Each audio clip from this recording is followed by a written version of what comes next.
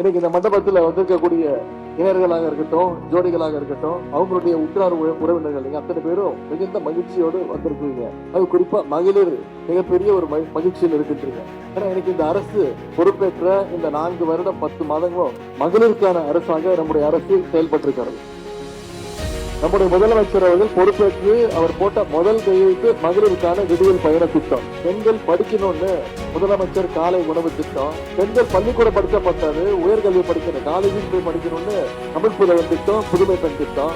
இப்ப சமீபத்தில் 10 லட்சம் மாணவ மாணவிகளுக்கு இலவசமாக லேப்டாப்பையும் நம்முடைய முதலமைச்சர் அவர்கள் கொடுத்திருக்கிறார். இதற்கெல்லாம் முதலமைச்சர் மாதிரிதான் இன்னைக்கு கலைஞர் மகளிர் உரிமை திட்டத்துல 1,31,00,000 மகளிருக்கு 1000 ரூபாய் இந்த முதலமைச்சர்கள் தொடர்ந்து 3 வருடங்களாக கொடுத்து வருகின்றார்.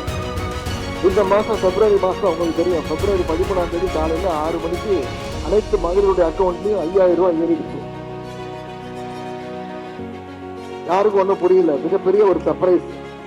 மகளிருக்கு சர்ப்ரைஸ், எதிர்கட்சிகளுக்கு மிகப்பெரிய ஷாக்கு. முதலமைச்சர் அதுக்கப்புறம் தொலைக்காட்சியில தோன்று சொல்லிட்டாரு, எதற்காக கொடுத்திருக்கிறேன், ஒன்றிய அரசு பாஜக தேர்தலை காரணம் காட்டி எப்படியாவது இந்த மகளிர் உரிமை தொகையை 3 மாசத்துக்கு நிப்பாட்டுறதுக்கான முயற்சிகளை எடுக்கிறாங்க, நீதிமன்றத்துக்கு போயிருக்கிறாங்க, மகாராஷ்டிரால இவர் தடுத்துட்டாங்க.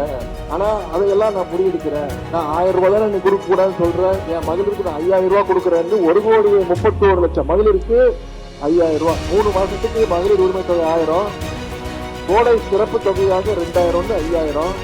அது மட்டும் இல்ல, இன்னொரு இனிப்பான வாக்குறுதி என்ன, மீண்டும் திராவிட முன்னேற்ற கழக ஆட்சி அமைஞ்சோன்னு மகளிர் உரிமை தொகை 1000 ரூபாய் உயர்த்தி 2000 ரூபாய் நான் கொடுப்பேன்னு முதலமைச்சர் வந்து அறிவிச்சிட்டார்.